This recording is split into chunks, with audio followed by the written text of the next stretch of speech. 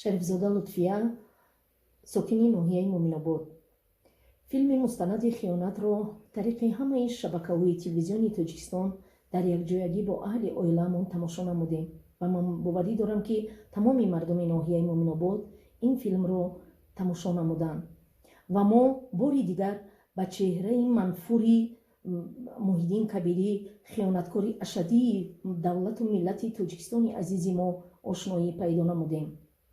ростӣ дар солҳои 2010 вақте ки Муҳиддин Кабирӣ вакили маҷлиси намояндагони маҷлиси олии ҷумҳурии Тоҷикистон буд, дар курсии вакилӣ менишаст, ман боварӣ дорам, ки дар таҳия ва қабули чандин қонунҳои амалкунандаи имрӯзаи ҷумҳурии Тоҷикистон иштирок кардааст ва имрӯзҳо шарм надошта аз давлати Аврупо истода бо якду размандагони худ, якду саркардагон ҳаммаслакони худ нишаста нисбати ҳукумати конститутсионии ҷумҳурии Тоҷикистон санги маълумат мезанад.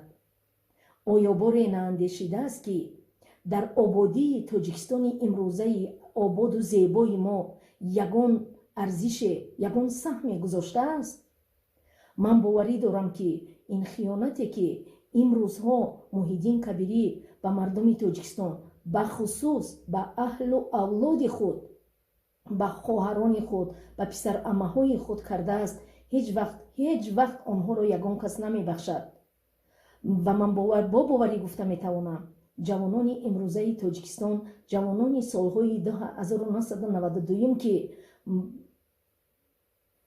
размандагони Муҳиддин Кабирӣ бар ин шахсиятҳо онҳоро барои иштирок дар ҷангҳои бемаънии Тоҷикистон пайвастанд, сафарбар намуданд, он ҷавонҳо нестанд. имрӯз ҷавонҳои мо, ман бо боварӣ гуфта метавонам, ки ин истиқлолияту ин ободию ин ваҳдати комиле, ки имрӯз дар Тоҷикистони мо ҳукмфармост, ҳамчун гавҳараки чашм нигоҳ медоранд ва барои рушду нумои Тоҷикистони азизи мо саҳми арзандаи худро мегузоранд ва хиёнатро, хиёнаткорро, хиёнатпешаро ягон давлату миллат, ягон фарди солимфикри ҷомеа намебахшад. хиёнат бахшиданӣ нест.